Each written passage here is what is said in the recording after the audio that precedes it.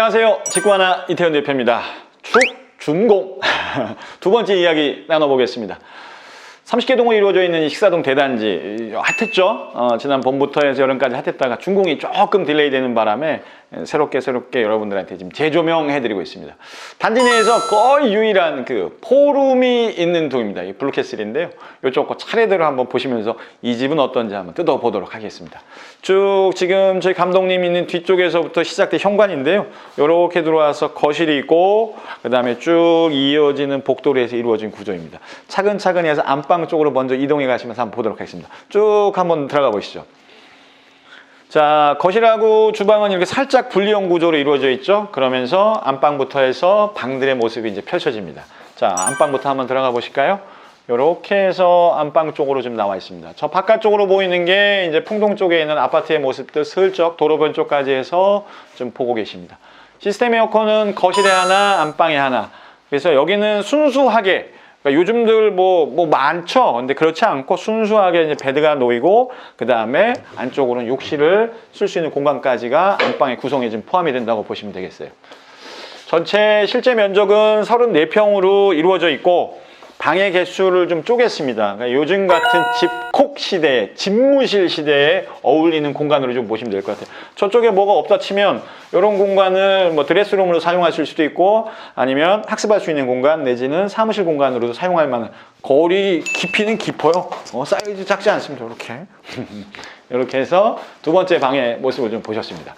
방 3개가 연달아 붙어 있어요. 지금 저를 따라오시지만 이렇게 바로 옆에 붙은 쪽도 룸으로 해서 이렇게 방 3개가 욕현으로 해서 쭉 지금 이어져 있습니다. 예전에는 저희가 좀 평수가 작은 평수들이 좀 강세였다가 점점 큰 평수가 강세를 보이고 있는데 지금 요 한 2-3개월 사이로는 큰 평수들에 대한 수요가 굉장히 늘고 있습니다. 특별히 그 단층주택에서도 포룸이 있는지를 아니면은 아예 5개짜리 복층, 6개짜리 복층으로도 가는데 이 방의 개수가 많이 필요하다는 거. 결국은 집이라는 공간이 예전에는 휴식의 공간이었다 그러면 이제 이 코로나 때문에 바뀌었어요. 집에서 휴식도 하지만 공부도 해야 되고 업무도 봐야 되는 일과 휴식이 병행이 되면서 룸들을 다양하게 사용하기를 원하는 분들이 많다는 거. 그랬을 때 이 30개 동으로 이룬 대단지지만 포룸으로 보시려면 복층으로 보시거나 아니면 이 집을 보셔야 되는데 가성비는 이 집이 훌륭합니다. 3억대 초반부에 물건이 걸려있기 때문이죠.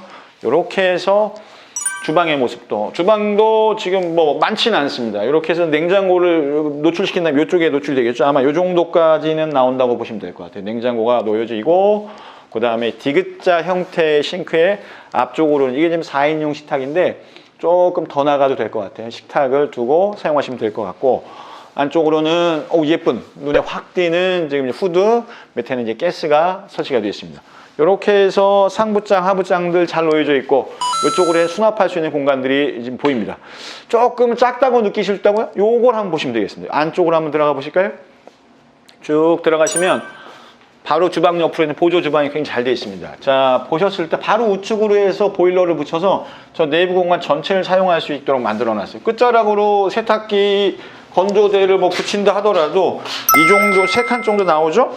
위로 올려도 공간적으로 충분하고 수납장을 밑에 쪽을 붙이고 옆쪽으로 붙인다고 하더라도 수납할 수 있는 공간도 굉장히 많아집니다. 그래서 주방에 더해진 보조 주방 기능 내지는 다용도실로 썼을 때 면적으로 굉장히 좋습니다.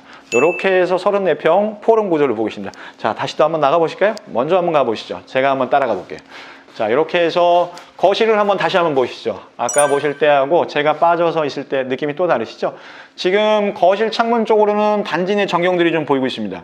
어떤 분들은 저런 걸 보시면서 좀 뭐가 앞에 있어 라고 생각하실 수 있는데 저는 개인적으로 좀 이런 걸 좋아합니다. 그러니까 앞에 건물이 있었을 때에 조금의 답답함은 있을지언정 앞으로 더 가까이에 뭐가 들어올 염려는 없고요. 다행스럽게 이 앞쪽으로는 제가 로봇 셔터를 처리를 할 거예요. 지금 커튼이 없는 이유는 지금 로봇 셔터 시공을 할 예정이에요. 로봇 셔터가 있으면 인테리어 효과도 있고 보온의 효과도 있기 때문에 더 좋아질 모습으로 이해를 하셔도 될 것 같습니다. 여기가 지금 제일 작은 방 이렇게 연이어서 한번 볼까요? 쭉 한번 들어가 보시죠.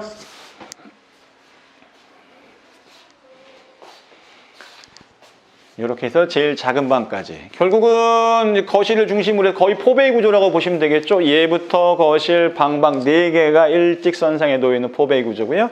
이 안쪽으로는 이제 욕실, 공용 욕실은 이 안쪽으로 널찍하게 이제 유리로 파티션 기능까지는 나눠져 있고요. 요즘 뭐 엘리베이터 물어보시는 분들은 없으십니다. 엘리베이터 당연히 있어요. 당연히 있고, 이거 봐야지. 예. 수납 공간은 이쪽으로 해서 공간들은 이쪽에 또 별도의 공간들은 있으니까 이 거실 쪽에서 TV를 두고 보시는데 조금 수납할 공간들이 필요하시다면 이 안쪽을 이용을 해서 물건들을 적재하시면 될 것 같아요. 중문은 이쪽으로 해서 바깥으로 나가는데 꺾어져 있는 구조니까 사생활이라든지 노출될 염려는 전혀 하지 않으셔도 되겠습니다. 축 준공 두 번째 편. 결국은 요 식사동 30개 단지가 여러분들한테 많이 오르락내리락 입에 오르락내릴 이유는 원체 입지가 좋아서 오가는 분들 그냥 저희 소개 없어도 누구라도 눈에 띄는 저기 뭐지 하고 들어오셨던 이유가 많으시죠.